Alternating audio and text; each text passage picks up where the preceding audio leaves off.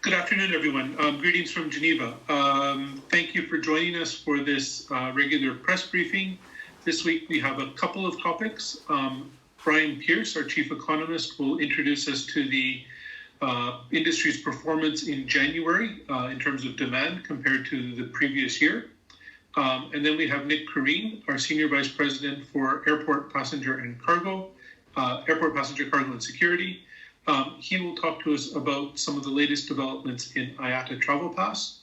And after that, we'll have Alexandre, Juniac, our Director General and CEO, give a few comments before we open up for questions. As usual, questions will be taken during or through the chat function. So please prepare them. You can start typing them in now if you like. And with that, I'll throw it over to Brian for the economics presentation. Thank you, Tony, and good day to everybody. As Tony said, I'm going to be looking at what happened in the passenger business and the cargo business in January. We've got full data now. And I guess there's an element of good news and there's an element of bad. The good news is that the cargo business has seen volumes recover to pre-crisis levels in January this year. As you can see, the blue line here, that moves above where we were in 2019. However, the passenger business saw a setback in January. As you can see from the red line, it's going down, so it's lower than it was in December. And if you compare January this year to the pre-crisis level of January 2019, it's 72% lower still. If we look at air travel, the passenger business measured by passenger kilometres flown, if we split that into the domestic part and the international markets, you can see here the source of the weakness in January. And it was actually in domestic air travel that we saw a decline from December to January. Domestic air travel, had been the relative recovery story in 2020, but as you can see, it's now seen a decline to a point where we've got domestic air travel, domestic RPKs, 47.5% down on pre-crisis 2019 levels, so roughly half where it was. The international business barely changed from its exceptionally low level. It's 85% down on pre-crisis levels in January, so only 15% of the normal business for international traffic. And one other point to note is that in normal times, pre-crisis times, the amount of international passenger kilometres flown is typically twice those flown on domestic air travel markets. As you can see, that has reversed during the crisis and still today, whereas actually the domestic markets that have seen some moderate recovery, but international is still exceptionally weak. But let's stick to the domestic side first, because the source of that domestic weakness can be seen here. I mean, there are essentially two large domestic air travel markets by far. The Chinese and the US markets are the largest domestic air travel markets by far. There's also been a bit of a change around here as well. The US has typically always, before the crisis, has always been the largest domestic market. China is now the largest domestic market. However, China's been going through its own problems. As you can see, in January, we saw a sharp fall in travel in the Chinese domestic market, because although COVID cases, are relatively low still in China compared to elsewhere, they're high in the minds of the authorities, and we saw increasing travel restrictions placed domestically as well as internationally in China, which led to that very sharp fall that we've seen there. And we know that in February, which was the Chinese New Year period, that typically would be a period of strong travel. We know it wasn't. So there's further weakness to come in the Chinese market before it gets better. What I would say, though, is that the other big market, the US market, actually improved moderately in January, but at a very slow pace, as you can see. So in this weak environment, it's not surprising if we look at load factors, which are actually one of the sort of key factors for airlines to stop burning through cash, getting decent load factors on the capacity that they're operating.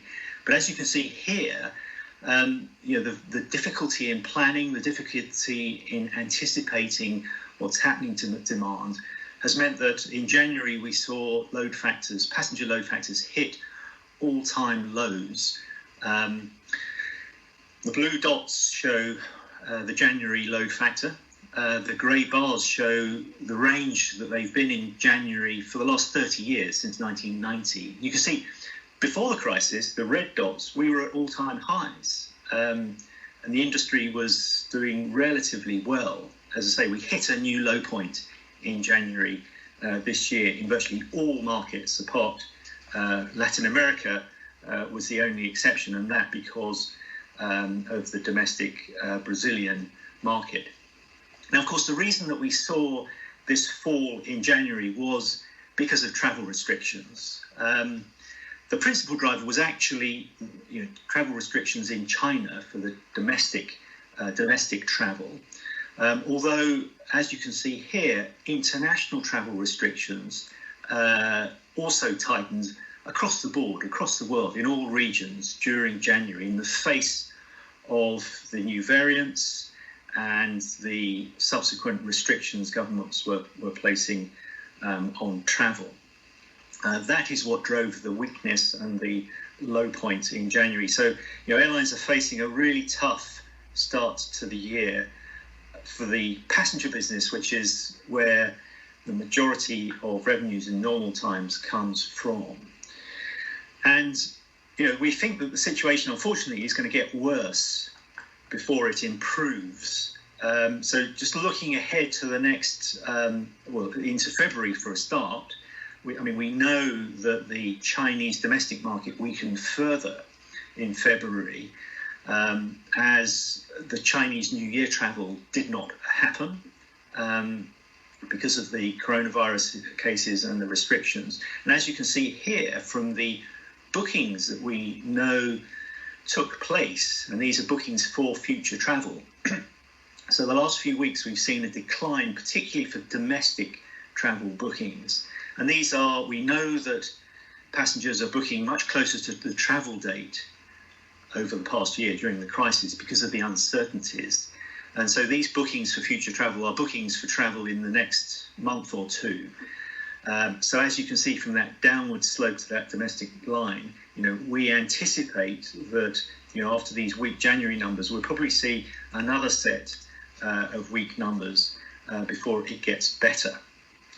Now, this rather pessimistic near-term situation in the air passenger business is rather at odds with what we're hearing happening to financial markets. And if we look at the global equity markets, the red line here, they're hitting new highs. They're 20% above pre-crisis levels. And if we look at businesses, and the blue line shows the confidence, a measure of the confidence of businesses in the manufacturing and services sector worldwide, you can see that both of those indicators suggest the pandemic is over, or at least the markets are anticipating that we're going to see a strong growth in the economy, a strong rebound in the economy, which is obviously at marked odds with what we're seeing happening to the air travel market, particularly the international air travel market. And I think there are some interesting points to take for this. First of all, once passengers are allowed to travel, once travel restrictions from governments are lowered, there will be travel.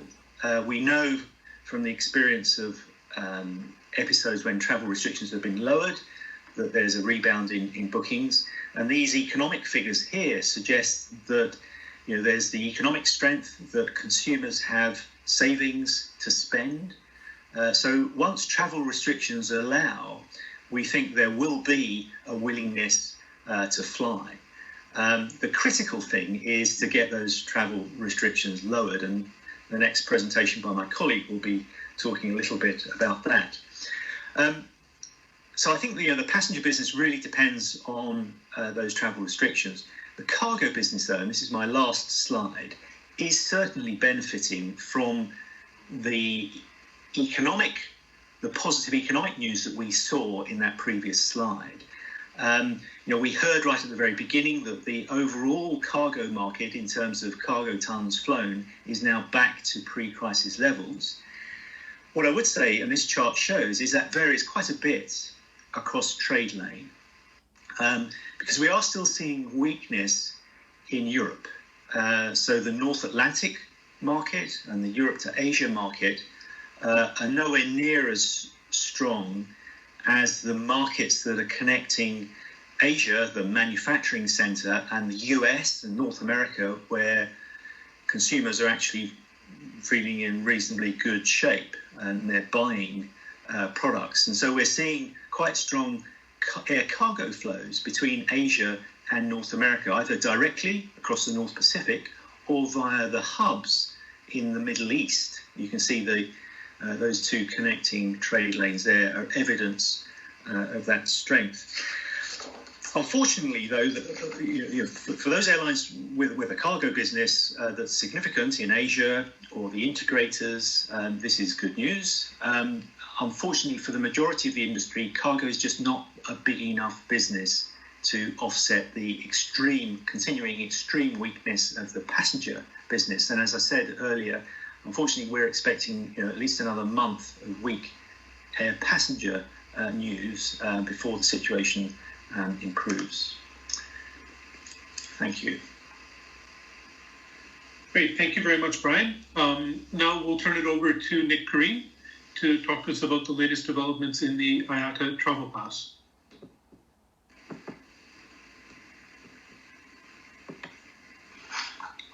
You have it on the screen, Tony? We do. Okay, thank you very much, everybody. So we've been updating you a lot on IATA Travel Pass, and as a result, over the course of the last number of weeks, months even, there's been a lot of interest.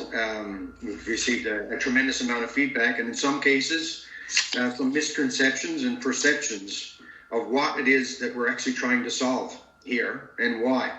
So today, I'd like to take a little bit of a step back and provide an overview of our motivation, simply to answer the question, why are we so focused on this? As of today, there are certain things that we absolutely know. One, there is no consistency among nations in terms of health measures. That is an issue that doesn't only apply to aviation. We also know that while travel is not entirely shut down, with all the rules and border restrictions, for all intents and purposes, it is. But for those who do have to travel right now, it's a mess of inconsistency. It's been made clear to all of us that when traffic is allowed to resume, and as some of these restrictions begin to get removed, there will be requirements. Those requirements will be for customers to prove of testing for COVID, potentially proving for vaccination certificates, or also other things like potentially proof of exemption. We need to be prepared for that. And at the moment, what we are left with is a situation where customers don't know what's required or where to get it. Airlines are left being validators of the information with no true means to verify. And on top of all of that, it's paper-based. And after almost 30 years in this business, I cannot stress enough how chaotic this will be if we do not solve this problem now. It's easy to shut this business down. Restarting it isn't that simple. And we would be remiss if we weren't taking advantage of this unfortunate pause to make sure that when we're ready, we are as robust as possible.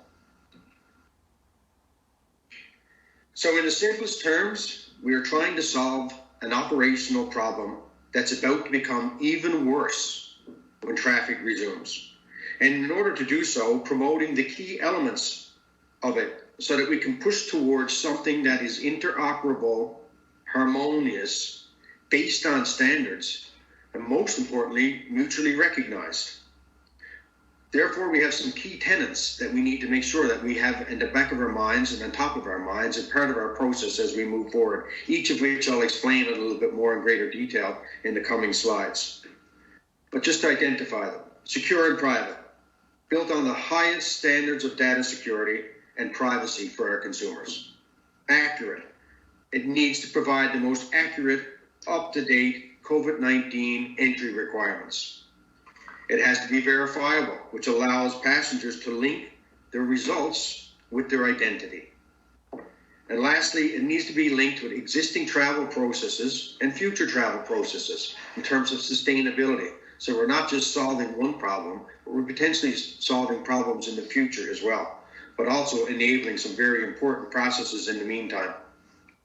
So let's get into them a little bit more in depth. So what do we mean by secure and private? Any solution should put the consumer in control of their own data and personal information. This ensures the best level of security and privacy and answers all of the concerns in terms of data privacy, which we get from every jurisdiction globally. No databases. Data should be stored on the consumer's phone only. Customers are in control of their data and choose who to share it with and when to share it as per their travel requirements. We also recommend that we utilize verifiable credential technology. So what is that? A verifiable credential allows individuals to hold identity documents, and in this case, COVID-19 test results, as digital credentials in a secure smartphone digital wallet, and to control when and whom to share it with. This method is completely decentralized, meaning there's no data intermediaries and sensitive data is not stored and centralized. Your data is always safe, it's always private, it's always secure, and it's under your control. And this technology is based on open standards. Verifiable credentials were approved by the World Wide Web Consortium in 2019, and we're on the cusp of digital identifiers, which is on track to becoming the first identifier approved by the World Wide Web Consortium since URLs. So building for the future. Accurate. To support the safe restart of aviation, passengers, airlines, governments, we need to know what COVID-19 measures are needed to travel to a particular destination. It's important that digital apps include a global registry of health requirements that are comprehensive, that are reliable, that are trusted. Trust is critical here. In our case, when we decided to build the IATA Travel Pass, we were lucky. We had Thematic. Thematic has been around for 60 years. It is integrated into the majority of our airline passenger systems today. It is verifying the requirements for entry and go in countries around the world. It's trusted by governments. And so it is already populated with these rules and continues to be populated on a daily basis. This is the trusted source. Verifiable. When border restrictions are removed and replaced with health credential requirements, there will need to be confidence in these results. To achieve this, linking it to customers' verified identity to their health documents will be significantly important. We recommend using existing standards. The ICAO digital travel credential has been established and gives you confidence who you are and who you are, you say who you are, and it matches the results to that identity. This also provides benefits beyond COVID, and a potential would exist to use the digital travel credential with your passport and truly unlock the principles of one identity and a seamless and a contactless passenger journey. The elements unlock the verification concerns and removes the risk of fraud and errors, something we've all seen and witnessed to in terms of the yellow card process, which has been in place for quite some time. Linked to travel processes current and future. Single-purpose apps are okay, but integration is better. Integration into airline apps should be part of the expectation and makes things more seamless for our consumers. This is not as simple as showing a QR code. Thus, the integration into airline systems, which will allow processing to be done prior to arrival at the airport, and thus enabling customers to use the airline's self-service tools. Without it, those that are on this call old enough to remember what it was like prior to self-service, with the numbers that we have today, when we do restart, I think the picture is clear. And whatever is developed, it needs to be sustainable. Eventually, what we produce and are required for COVID information will go away. But we would be remiss if we couldn't turn it on again when we're needed and if and when required in the future, whether that's globally or regionally. And it also provides an opportunity to address some pain points in terms of the digital identity and biometric processing, which the industry has been promoting for over 5 years now. And it'll also address opportunities to improve back-end messaging processes and eventually even more seamless travel for our consumers, an industry that so direly needs those types of improvements in the future. Lastly, there's a few wants that we have too, and what we're promoting for in terms of what is the solutions and what solutions are available to us as an industry. It has to be cost effective.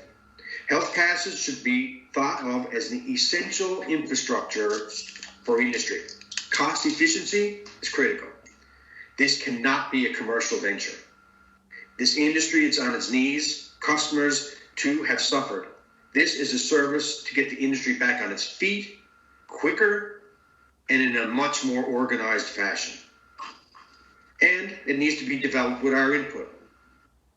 The industry knows what it needs. The industry knows how it works. The industry knows how to integrate it. The industry knows what standards currently are in place and what can be leveraged upon and what doesn't exist and what will need to be created. We don't need people to tell us what we need. We need the industry, the government, the regulators, and other third parties to leverage off our understanding of what it is that would really work and allow us to restart in a much more organized and successful fashion. And while not on this slide, it needs to be built on global standards, some of which are already in existence today, just simply need to be leveraged upon. The ultimate goal, interoperability, harmonization, standardization, and mutual recognition. So in summary, we want really simple things. We need clear policy directions. We need some standards to be developed in terms of testing and vaccination certificates. And we need this yesterday. So that when we can build the systems airlines will need to address this serious operational issue, which ultimately, if not done correctly, will delay a restart, will impact our recovery, and will have airlines taking it on the chin one more time for the months that it's been on its knees. This would be completely unacceptable. And incidentally, there is only one system that's like the one that we just described, and that's the IATA Travel Pass. Thank you. Great, thanks very much. So now we'll turn it over to Alexandre. If you want to give any comments. Thank you, Tony. Nick and Brian. Thank you for joining us. What Brian has shared about the industry's performance in January gives us some confidence. The growth in cargo is a very good indicator because a growing cargo business is not enough, nevertheless, to stem industry losses, but it is a vital lifeline of cash for many airlines.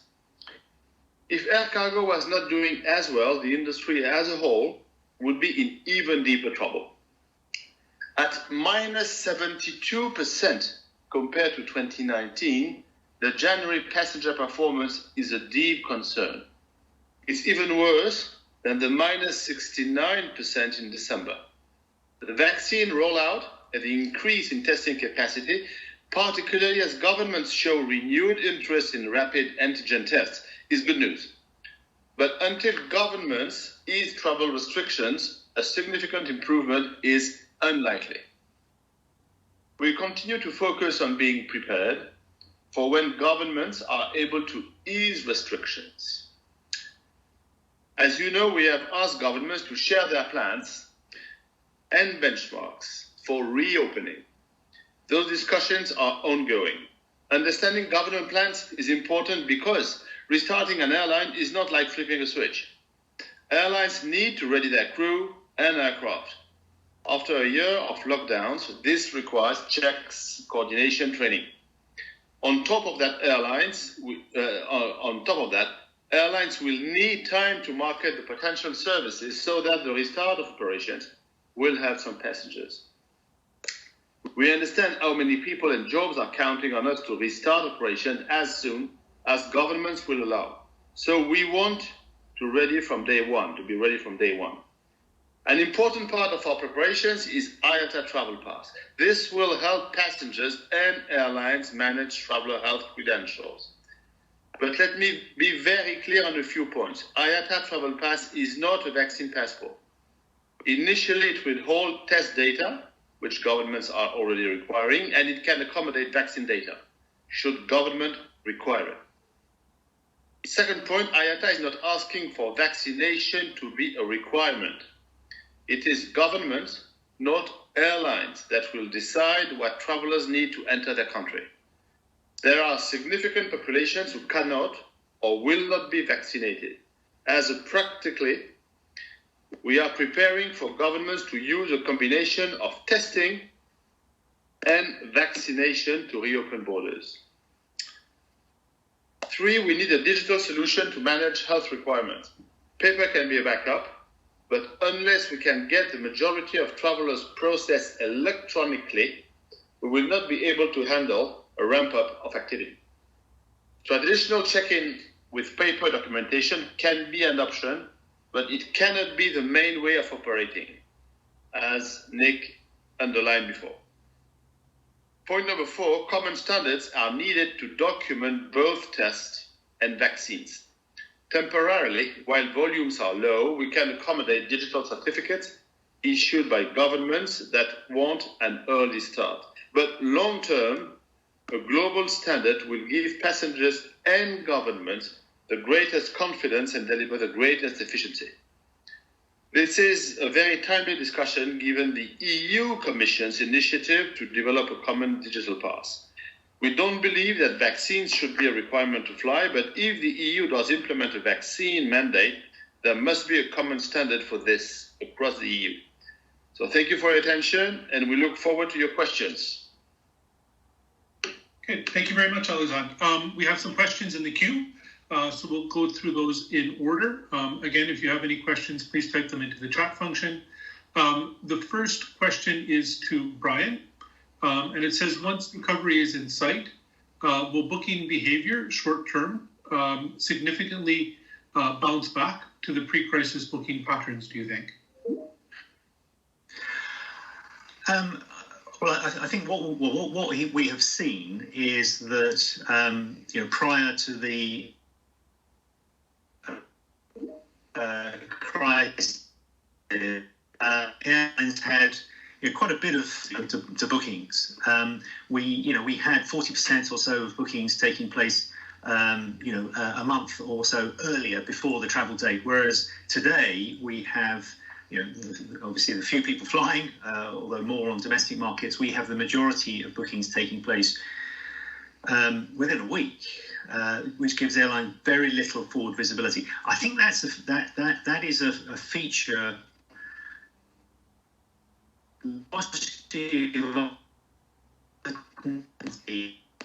or restrictions in a variety of different requirements, and we've seen those requirements change very quickly. I think that is the reason that people are leaving their bookings so late. once we get to a situation where markets have opened up again, I would expect to see those behaviours returning more to normal. Certainly, need that to give the ability to plan their schedule ahead.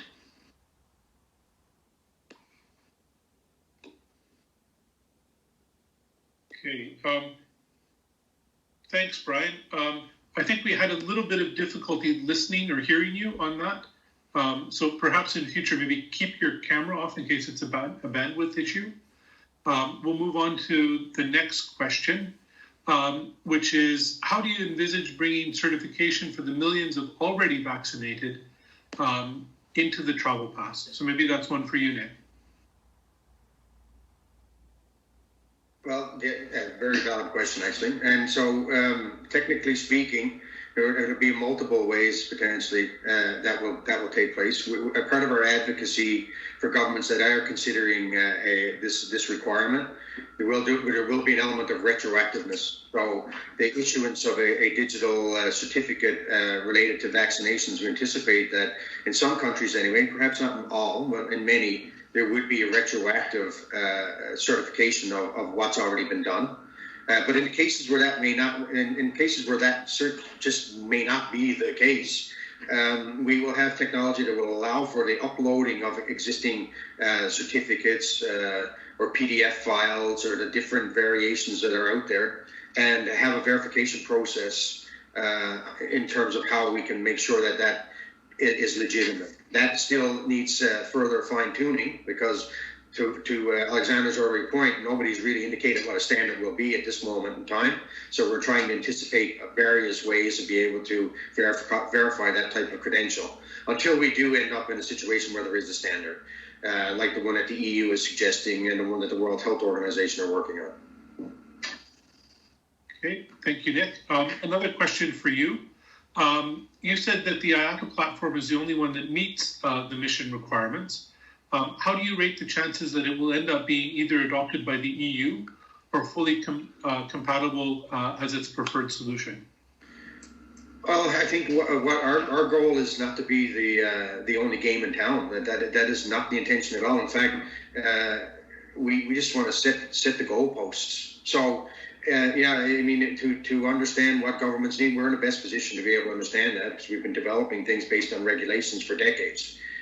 So, yeah, I think what we're trying to accomplish is set a minimum set of requirements so that whatever does get adopted and utilized by our members and by countries around the world, that they meet a certain level of requirements for integration and operability and harmonization, and ultimately to allow for the unlocking of the self-service tools and the processing from an automation standpoint electronically, because if we don't, we're going to have a real mess on our hands. So I think ultimately we are very confident that what we're suggesting will be the way things will need to integrate into an ecosystem that will involve us and other players. Nick, maybe a follow-up question on that. Wouldn't it be easier to just work in a consortium with the other frontrunners and arrive at a single industry solution that could be the standard? We are. And the problem is that we're not all at the same pace in terms of what the expectations are. And I mentioned in the presentation, single-purpose apps are fine.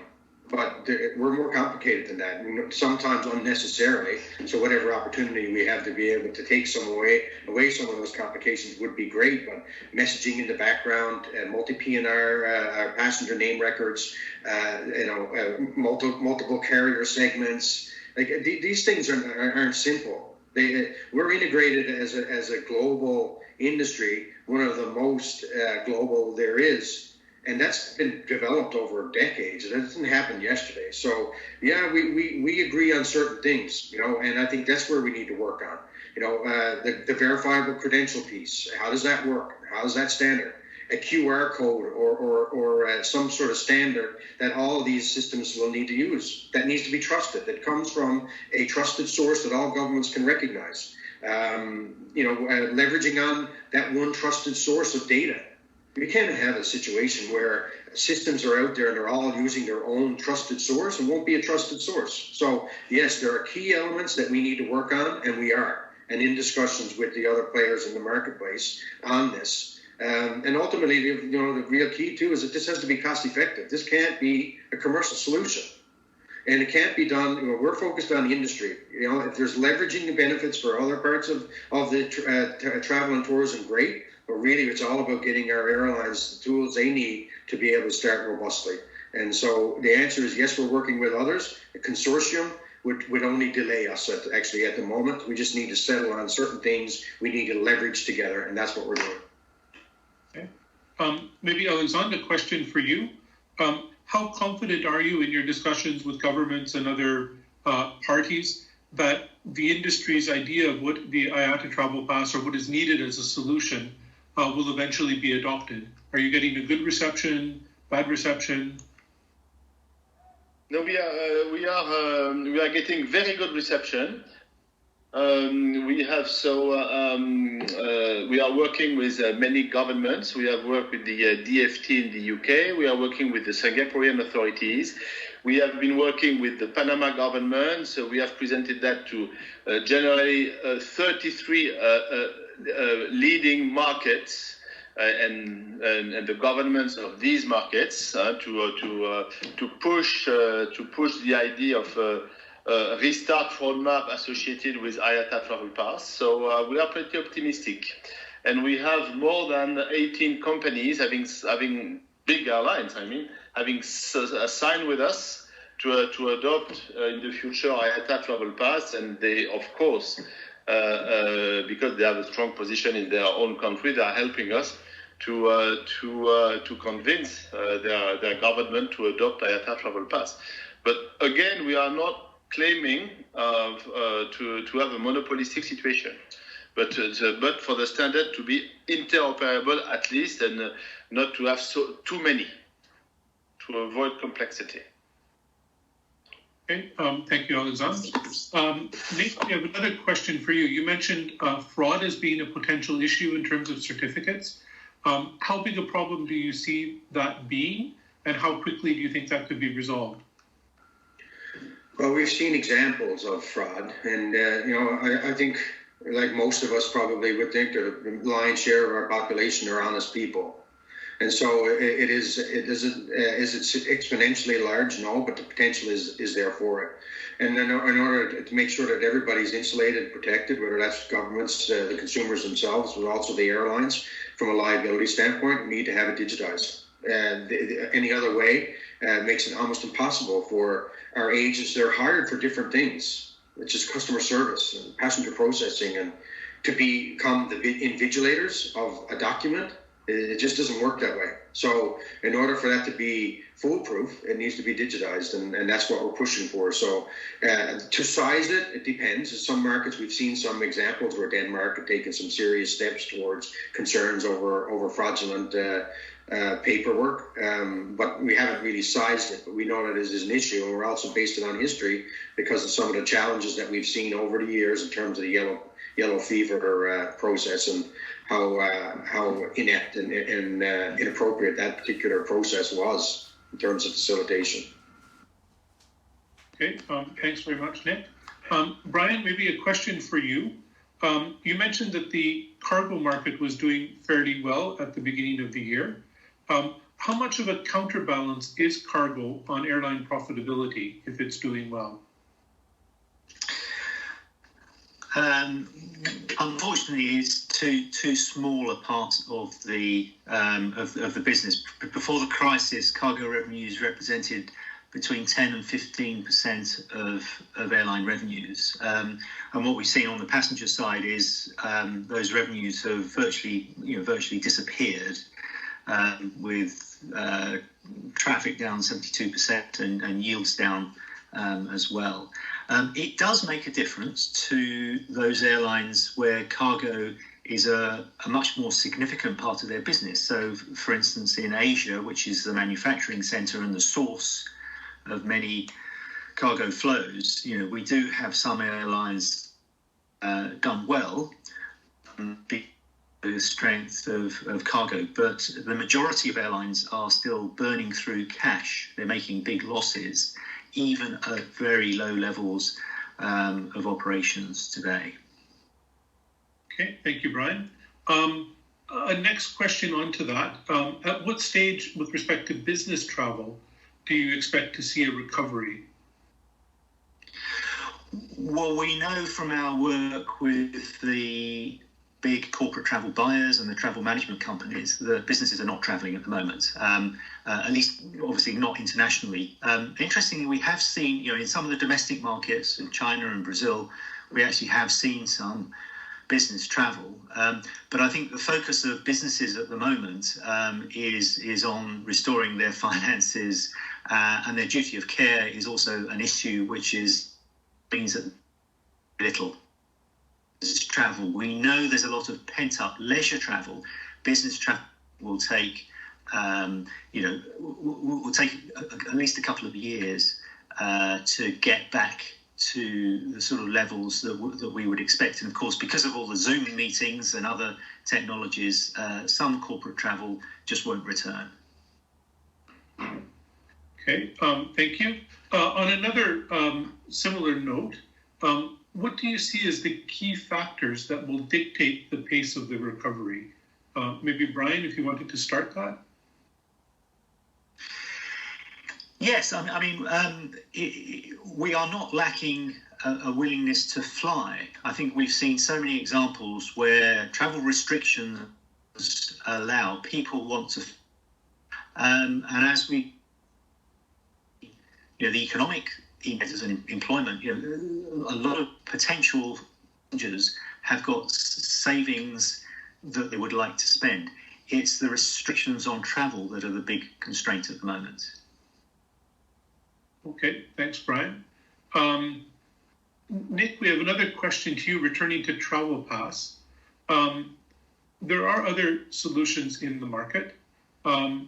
What do the other solutions offer that IATA Travel Pass doesn't? And what does IATA Travel Pass offer that the others don't? Can you make a couple of distinctions there so it's clear in people's minds?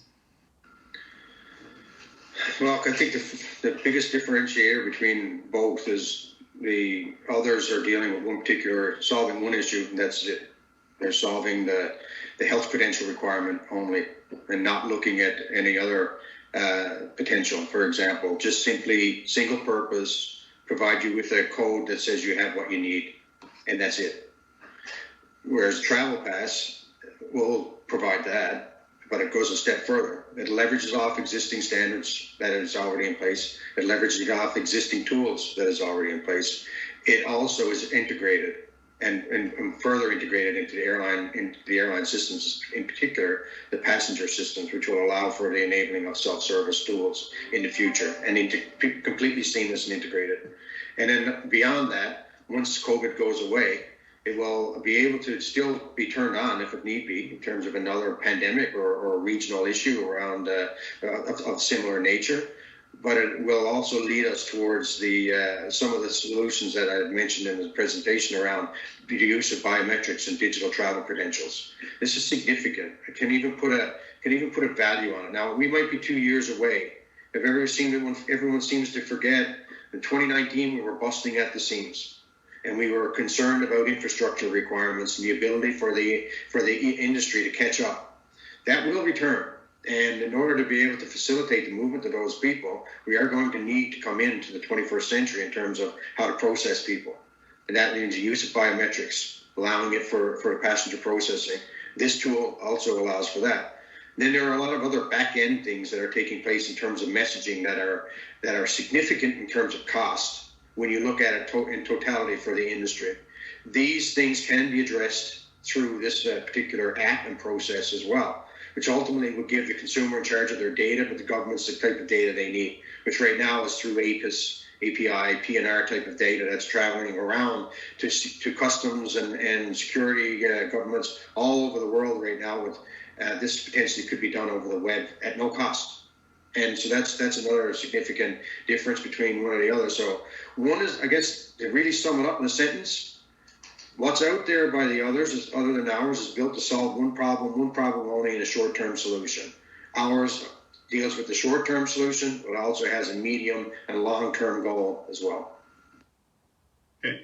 And Nick, just for clarity, some of the others are talking about use in restaurants, at mass gatherings, sporting events, etc. Is that also a potential feature for the IATA travel pass, or is that something completely separated from what we're trying to do? It's completely separated from what we're trying to do. If anyone on my team raises these types of things, it's shiny objects. We have an obligation to deliver something for our airline industry. If it has opportunities to be leveraged outside of that, that's something that we can obviously be explored. But we also have our obligations is the aviation system, airline travel, and our members. And that's where our focus is. If and when the time comes when it could be looked at or leveraged upon, at least the standards that we've set to be looked at elsewhere, then that's something that we'll look at down the road. But right now, it is only about delivering for our members. Okay. But just to be clear, in order to restart travel, we'll probably need hotels, tourist destinations, attractions, things like that, to also be able to securely welcome people. So I suppose we would welcome the initiative. It's just not something that's our main focus. Yeah, we talked to everybody and their dog on this. So there's the UN, WTO, the WTTC, the ICC, everybody's circling around this. So for sure, when the government come out with standards in terms of a QR code, that QR code will be leverageable. And if it's on a consumer's phone, it's their data and it's recognized and they can use it and it's accepted by other industries, perfect. And that's probably where it will shape up. But that's not our main motivation at the moment. But for sure, the standards around a QR code and okay to travel should be leveraged, yes. Okay. And then you've been talking a lot about standards. The standards don't exist as of yet. How concerned are we that the standards might not be around in time to facilitate a recovery? It depends on what you're talking in terms of standards. So, we built this and so have the others in terms of being able to implement any type of documentation. And that had to be done because we don't have standards around the actual certification itself. We have standards around messaging. We have standards around digital credentials. We have standards around decentralized technology, all with the worldwide consortium that I mentioned. All these things exist, so they are not being created. They are already in place. What's not in place is a standard of a digital certificate for testing and a standard for a digital certificate for vaccinations. And we are, our understanding from multiple monthly long discussions with ICAO and the World Health Organization, we are a matter of weeks away from both of those being resolved. And then it will be, those standards will be rolled out and it will take time for governments to be able to accept them. But we are in a matter of weeks now, maybe two, and those two standards will be communicated. Should it have been done sooner? Yes. Could it have been done sooner? Yes. But can we make it work by getting it now? Absolutely. Okay, thank you. Alexandre, this question is maybe for you. There's been a growing discussion, and I suppose the reporters in Europe, so within the EU, about vaccinations and whether people will be willing to take them and whether people who have been vaccinated should have special privileges. How do you see that debate intersecting with what the industry is trying to do? And do you see that as a potential blocker of recovery?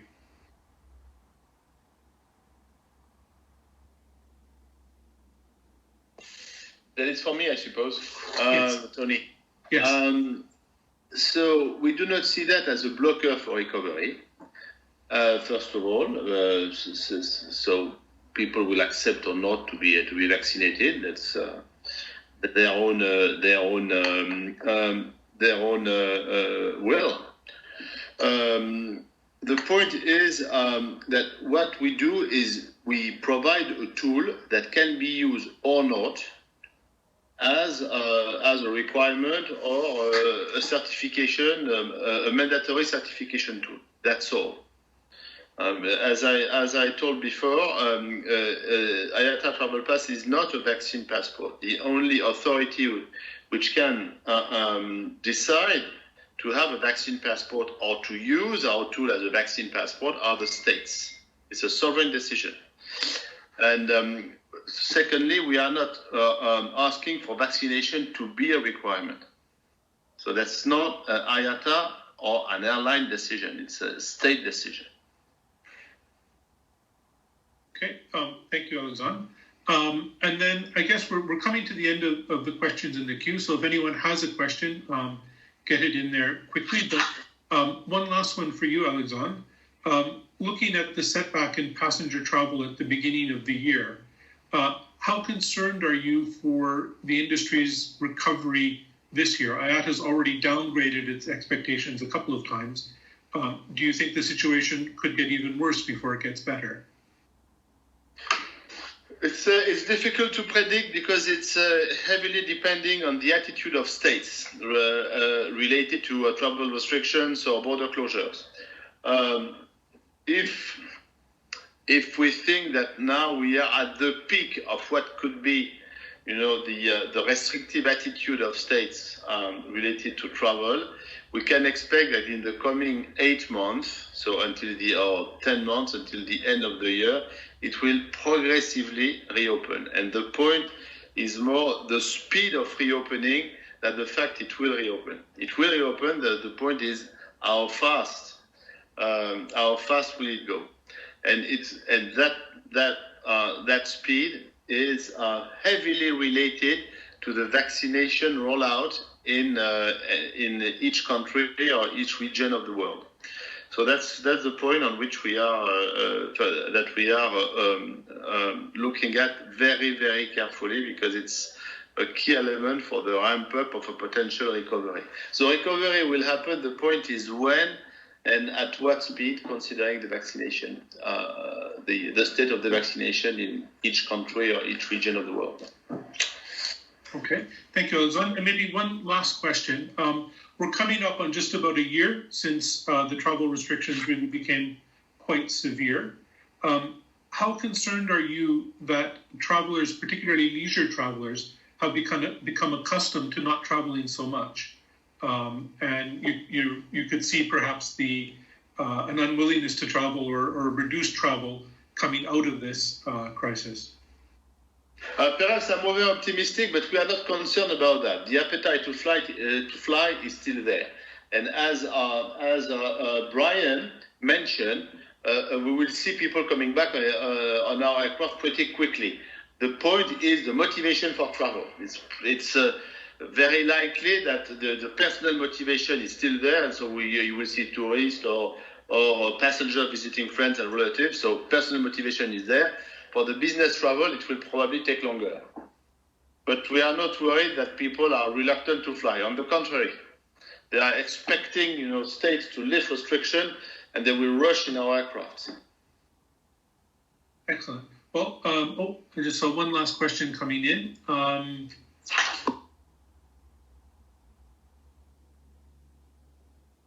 Okay. So Nick, we have one last question for you on the travel pass. And the question is asking, is it good for both nucleic acid tests as well as other types of tests? So how versatile is it in terms of what it can cover? So I suppose that's the gist of the question. And then I guess the other is, how convinced are you that countries are going to agree that what one country sends its citizens off with is what the other country will accept for the arriving passenger? Okay, first things first, test agnostic. So while by and large most countries are still leaning towards PCR tests, we'll accept any type of testing certificate. So that's and hoping eventually now, based on the coming reports on the use of rapid antigen tests as being a solution, we would hope that would be more predominant than PCR, but we shall see. But it's test agnostic. In terms of confidence and mutual recognition, I guess is really what that question is. I think that boils back to why we are leveraging on thematic. And if we were to go back 6-7 months ago as to why we came to the conclusion that we should be in this space because of that one reason only, we facilitate travel today for visa requirements and passport requirements for the majority of the global traffic.